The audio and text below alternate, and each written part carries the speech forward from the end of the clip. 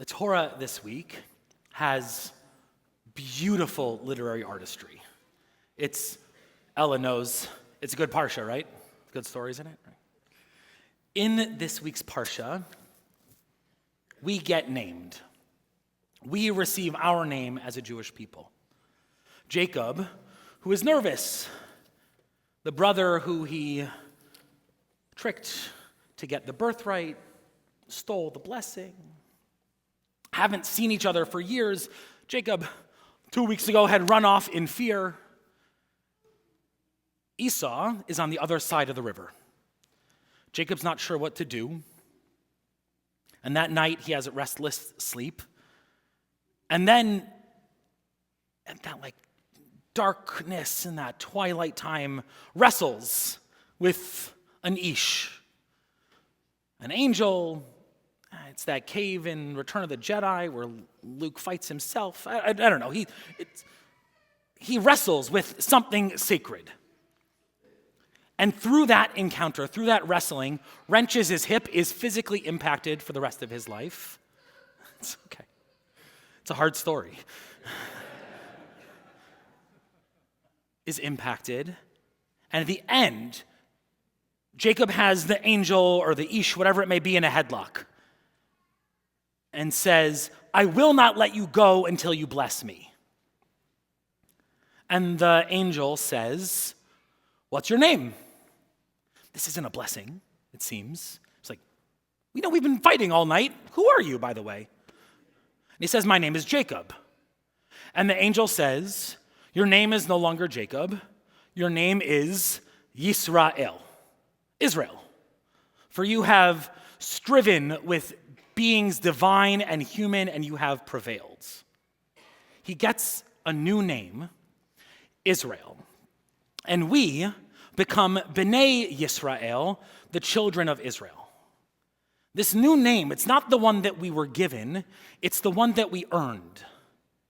It's the one that came through hard work and through perseverance. Not just a gift planted upon us that holds us in esteem.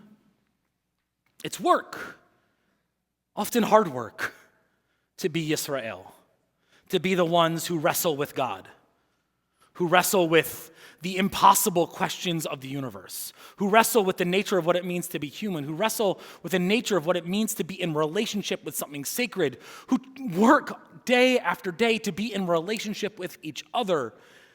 To be Yisrael is not easy.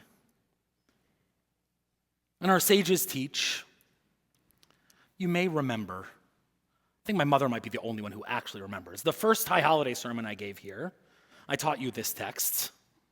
It said everyone has 3 names.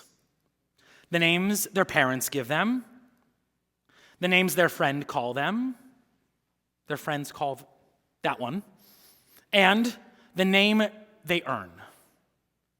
The last one, that one is the best, says the Midrash. The name we earn is the best name, the most important name, the most sacred name, the way that we come to be known in the world. And interestingly, this character, as he winds his way through the rest of the narrative, he still holds Jacob. It's still who he is. We just sang the Amidah together. We said Elohei Yaakov. We didn't say Elohei Yisrael. We said Elohei Yaakov. He's still Jacob.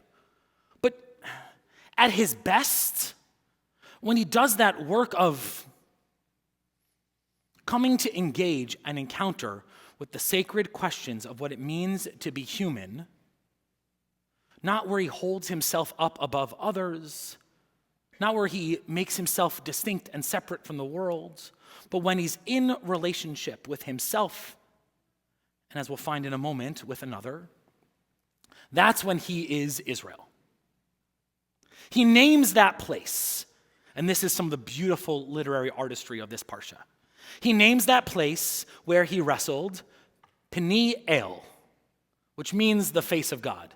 He says, this place will now be called Peni El because I saw God face to face and I survived. Sunrise comes next. Sunrise comes. He wakes up.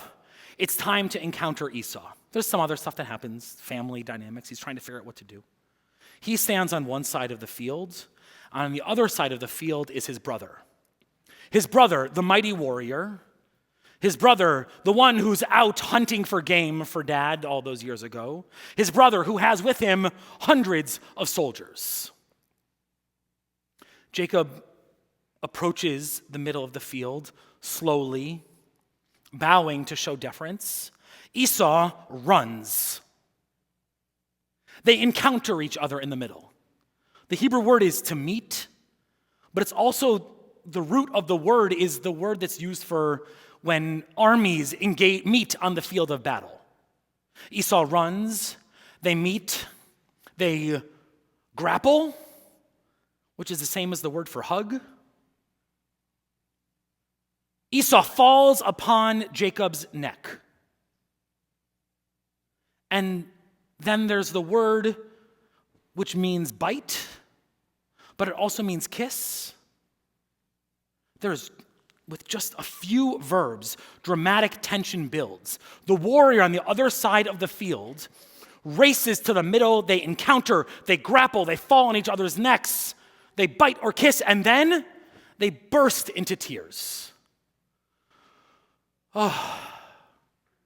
After years of tension, years of not being able to encounter one another, years of being separate, of not even being in conversation, they meet and embrace and kiss and weep together. Esau says, "Who are all those people? Is that your family? Are those my nephews and niece? What a beautiful family you have. What a gift to be here with you in this moment." And Jacob says, "Lir'ot panecha, kir'ot pnei Elohim." To see your face is like seeing the face of God. Remember what he named that place? He earns Israel in that moment.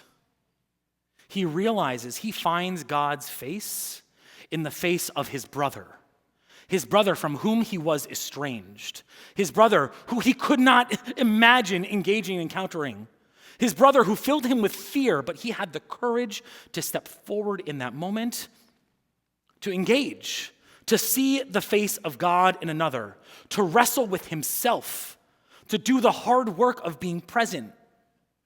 And through that wrestling, we become Yisrael, the ones who wrestle with the hard stuff. We know. It's, in the long scope of Jewish history, it is rarely easy to be a Jew. If it was, more people would probably do it. It's hard. There are hard questions we ask ourselves. The world around us is prickly at best. Trying to figure out who we are and who we want to be. Who will we encounter? What conversations will we have? Who will we stand and sit with face to face? What hard questions will we wrestle with? Not to presume an answer at the end, but to do the sacred work of seeing our brother face to face and finding in that encounter God. Finding something sacred and elevated beyond what we could have imagined, even and especially when it's frightening. There is tremendous beauty in this story. It's real. I feel it. The constant wrestling, the desire to be the best version of ourselves, sometimes sliding back into the Jacob, the one who twists and grabs the ankle, instead of the one who works towards something sacred. We're in that spectrum constantly, the push and the pull. And this parsha, this story is invitation to the people that we can be, the kind of communities that we can form and strengthen and build together. As we move through this season, a season that we hope will bring more light, will bring gratitude, courage, and strength, conviction of who we are, proud to put our Chanukiot in the window, hopeful that we can find communities where we will be safe and seen and loved. that we will have the courage to be Yisrael. Not to see it as a birthright, a thing that we just get because of where we come from or who our families are, but a thing that we earn through our sacred work in seeing our fellows face to face, and in that sacred encounter, finding the face of God. Kain Yehi Ratzon, may we be worthy of this sacred history and sacred invitation. Shabbat Shalom.